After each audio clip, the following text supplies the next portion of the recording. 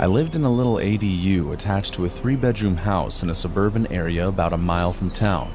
It was always quiet, but there were a few families nearby, so I'd occasionally hear the kids playing soccer on the street. The family that owned the house was just a couple with a young daughter. It was my first Halloween there, and they had gone all out decorating the place with cobwebs, skeletons, and gravestones all over the lawn. The daughter was really into Halloween. I heard her laughing and playing around with the decorations in the really impressive costume her mom had custom made.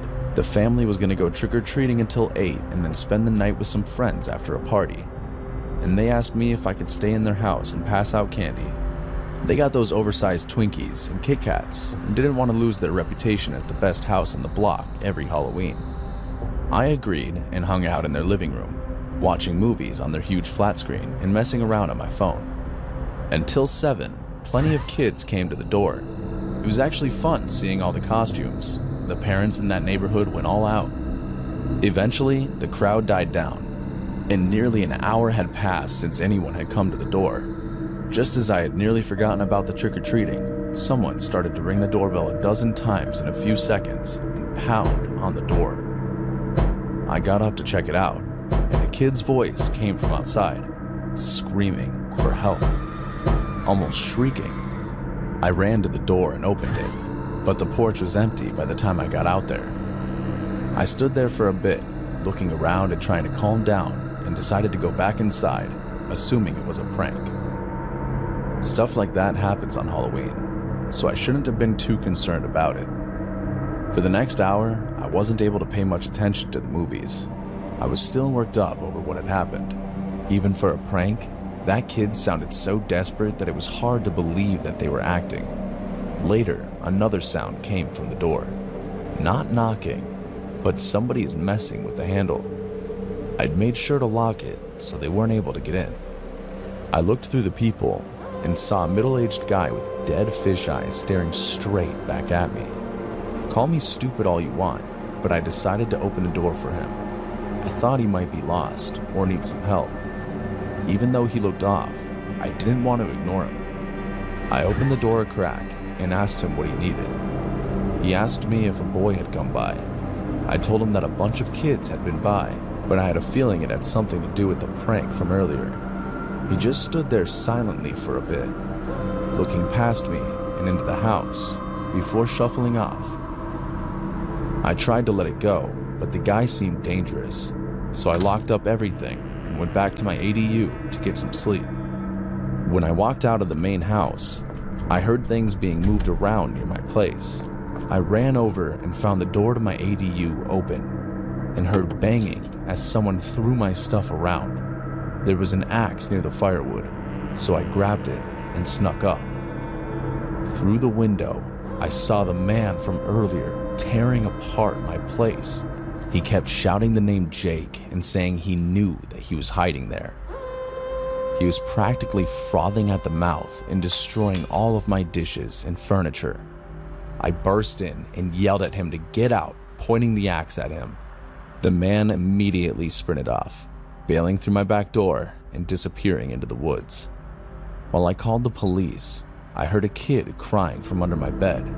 He crawled out and I kept him company while the police came. The freak had been after that kid since he got separated from his parents. Who knows what he wanted to do with him, but luckily I got there in time. The guy was arrested nearly a week later. I don't know many of the details, but I do know that I got lucky that night. Jake and I both.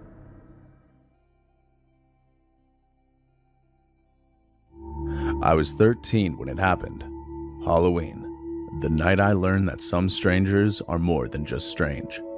At the time, my best friend Ryan invited 2 other friends and me over for a sleepover after some trick-or-treating. His neighborhood was perfect for trick-or-treating. A quiet cul-de-sac with sidewalks lined with leaves and woods pressing up against the backyards. It just felt safe, as if small towns had a natural calming presence that cannot be explained, but palpably felt.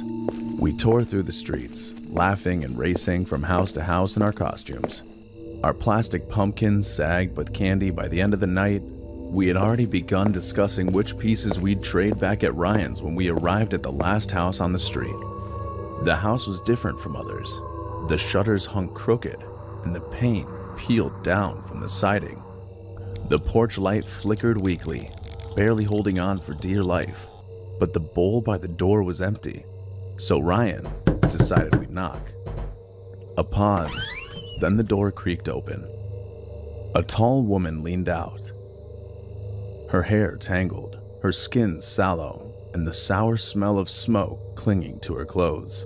She smiled, showing her yellowed teeth. "You kids shouldn't be out so late," she said softly, as if we had done something wrong. We shifted nervously at the sound of her voice. Something about it wasn't right. Ryan broke the silence, asking, "Do you have any candy?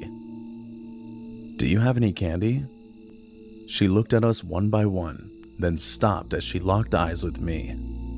"You look familiar," she whispered, almost quietly enough to prevent my friends from hearing. Her lips trembled like she wanted to say more, but she bit her tongue, and then she disappeared inside.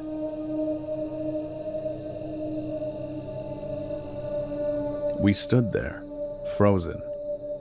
She came back, carrying a shoebox with a few melted chocolates, some loose buttons, and a grimy teddy bear keychain. "Take something," she urged us, holding it out as if we were supposed to trust her. "Keep it," she gestured. We paused. Ryan was the first to speak, vocalizing the hesitancy we all felt. "We're actually good, thanks." We shuffled down the steps, muttering about how creepy she was under our breaths. At least that was the end of it. The only thing was, it wasn't. Minutes later, when Ryan's mom pulled up to drive us home, the woman appeared again, this time belligerent. She ran into the street, her face twisted, eyes wide. She rushed to our vehicle, pounding on the car hood with both fists, screaming at us. "They took my child! They took her!" Ryan's mom quickly locked the doors and shouted for us to stay down. Neighbors rushed out while this was happening, dragging the woman away, insisting she was just confused and that she wasn't dangerous. But her eyes remained locked on me as she clawed against their arms. I'll never forget those eyes. We couldn't wait any longer. We had to go. Ryan's mom floored the gas, tires squeaking as we sped away. Back at Ryan's, we tried to laugh it off. Crazy woman, right? We began trading candy before putting on a scary movie.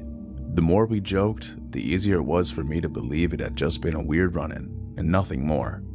The house was quiet by midnight, and Ryan's parents were asleep upstairs, so the four of us lay in our sleeping bags on the floor of his room. It was around 1 a.m. when the hallway light clicked on. It was glowing under the bedroom door. "Your parents?" I whispered just audibly enough for Ryan to hear. Ryan shook his head. His parents had gone to bed hours ago. There were no footsteps, and no door had opened after the light clicked on. Ryan cracked his door an inch. The hallway was empty, but the light burned. We were whispering about who could have turned it on when Dylan suddenly pointed. "Look." We looked through the big window that gave us a view of the backyard. There was a figure standing in the rain. I couldn't make it out at first, but the moment I did, my heart dropped. It was her, the woman who seemed to foam at the mouth at the sight of me. She didn't move in the rain. When she realized we had spotted her, she bolted into the darkness. Oh no, not good, not good. We scrambled, locking every door and pushing a chair against the back one. We waited for her attempts to break in, but nothing happened. None of us could sleep after what we had just seen. Every creak of the house was a reminder that she might be inside. We sat up, wide-eyed and alert. By the time morning came, Ryan's mom had us sit at the kitchen table. We could hardly say a word and only played with our food. She looked pale too, with dark circles under her eyes. "I didn't want to scare you last night," she said slowly, as if she were processing what she was telling us as she said it. "But I woke up and I thought I saw somebody standing over my bed. It looked like a woman. When I blinked and rubbed my eyes, she was gone. And that's when the room fell silent. We told her nothing about the woman being outside the window. We couldn't. We were still paralyzed with fear, and we didn't want to confirm her account was real. We didn't have the heart to tell her. We barely ate our breakfast. Going into the backyard when the meal ended, the grass was soaked from the rain. That's when we saw them. Muddy footprints leading straight to the back door. Ryan's dad unlocked it, and we all leaned in to see. The prints continued inside, pressed into the tile. 1 step, 2, 3. Then they stopped in the middle of the hallway, with no smears leading away, and no trail back outside. Just 3 perfect footprints, ending. It was as if she had vanished into thin air. And then I thought, what if she's still out there? What if she still wants me? Halloween storms always carry extra intensity, as if they somehow match the mood of that day in the year. I remember how powerful the thunder was, the windows rattling and the lights flickering. Even modern conveniences yield to nature, I guess. That night, however, had more to do with the supernatural than anything else. I still get goosebumps when I think about it. My parents were at a party the year this happened, so I decided to have 3 friends over while they were gone. Liam, Sophie, and Josh. We didn't feel like going trick-or-treating that night, so we ended up in the basement playing a dusty old board game. It's kind of funny how we found ourselves playing it despite my uncle's warnings. My uncle joked to me once, saying, Never touch that board, or you'll be cursed. But there we were, disregarding his advice. I thought my uncle was just pulling my leg, so I figured we were safe to play it. We sat around a folding table, lit a few candles because the power was malfunctioning, and put the little pointer at the center of the board. The game was new to all of us. Liam was brave enough to get us started. Is anyone there? He spoke dramatically, as if to imply that the task of questioning the board was frightening. The pointer scraped slowly to yes. We laughed out loud. Sophie quipped playfully, "Nice try, Josh," she said. We assumed he was the one who moved the pointer. It seemed as though silly questions rolled right off our tongues. Will I fail math? Will Sophie marry a rock star? The responses from the pointer on the board made us crack up even harder.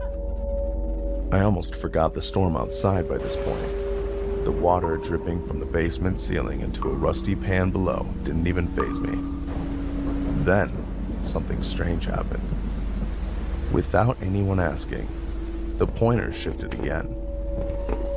This time on its own, it landed on the 2 words, "Behind you." Our laughter was cut short. How did that? Josh turned quickly when the pointer landed, expecting something or someone to be there. All he saw was the furnace looming in the shadows. I couldn't believe it. I knew I saw the pointer move to those words, but there wasn't any logical explanation for it. "Okay, which one of you?" I started. Before I could finish, though, we all heard a heavy thunk rattle through the pipes overhead. Nobody moved a muscle. We all made eye contact, and then Liam suggested, "Wind." It wasn't convincing, his voice cracking from the uncertainty in his belief. "Old house, right?" Then another noise. This time it was lighter, like a shoe scuffing the concrete. What was that? Sophie was the next to speak. "But basements don't have wind." She said it intensely, but quietly, as if to get our attention without disturbing someone in the next room. I grabbed the flashlight cautiously, its beam shaky, and surveyed the room, boxes, shelves, and the furnace. Nothing out of the ordinary. "Let's just pack it up," John suggested. "Wait," I said. I had to know. One more question. I placed my finger on the pointer, and that's when I asked the board, "Who are you?" It moved instantly, without hesitation. This can't be good. Stay. Suddenly, the candle flames bent sideways, as if someone had breathed on them to put them out. A chilling draft cut through the room, goosebumps forming on my arms. "We're done," Sophie snapped, standing up as she tried to grab the board. But before she could, we noticed something in the corner of the room that stirred. It appeared darker, like it was just another space in the room, only this was pitch black. And then that darkness shifted, lifting, stretching, and a shape began to take form. It was taller than any of us, and its head scraped the low beams. The others didn't get a clear look at it, but I did. The outline. It had a face, pale and featureless, like chalk. I felt my chest drop. Then the flashlight flickered out. No. I should have listened to my uncle. Whatever it was alone with us in the dark. I heard a whisper. It was Liam, petrified, saying, "Run." We bolted to the stairs, heavy steps striking the concrete behind us. I knew the figure was gaining on us, but I couldn't force myself to look back. John shoved Sophie up the stairs ahead of him, and I was the last one to make it to the ground level. I slammed the basement door. At first, I was surprised by silence. Then the knob twisted. I immediately grabbed it tightly before the door could fully open, as my heart pounded like it would break free from its cage. The figure we saw yanked the door harder than any human hand should. Just when I thought the door would give away, there was silence. I didn't hesitate any longer. I signaled to Sophie to grab the phone in the kitchen. She dialed 911 frantically, informing the operator of what we had just witnessed. My friends huddled in fear as I kept a hand on the doorknob at all times. Minutes later, a police officer arrived, and as if on cue, the power miraculously came back on. We felt dread as the police officer stepped down into the basement, the place from which we had just narrowly escaped. He flicked on the light and began rummaging through the boxes and shelves, peering at the furniture. Nothing out of the ordinary so far. No one was there, at least not anymore. There were no other footprints either. The dusty floor hadn't picked up a trace of other footsteps except for our scramble to the door. The police officer concluded the premises were clear of any other presence, his tone condescending. He looked at us as if he didn't believe our account, but didn't have the audacity to call us liars. After the police officer established we were safe, we dragged out the game to the trash, recovering our wits as best as we could. We didn't say much. It wasn't long before their parents arrived to pick them up. I had to wait in that house alone. My parents were still out, and by this time, the storm had died. The candles had burned out, and the basement door was still closed. That night was hard to sleep. Whatever I saw might still be there. I didn't tell my parents yet, but I decided the next morning I would prove to myself that it was nothing. As the sunrise illuminated the valley, I looked for the game in the trash. The only problem was, it wasn't there. I couldn't find it anywhere. I looked and looked. I finally found it. Back on the table, in the basement, with the pointer in the center. How did it? Before I could answer that thought, I saw a single word spelled out on the board. I still get shivers. All it said was, "Stay."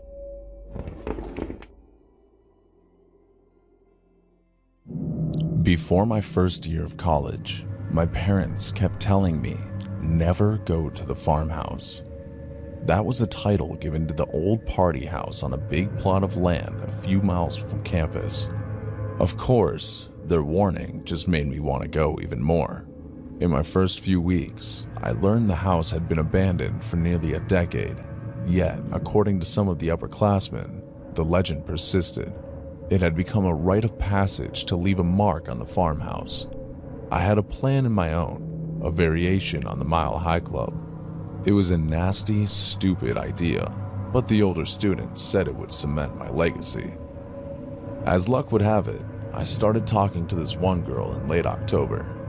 She was a year above me, and I'd been trying to impress her for weeks.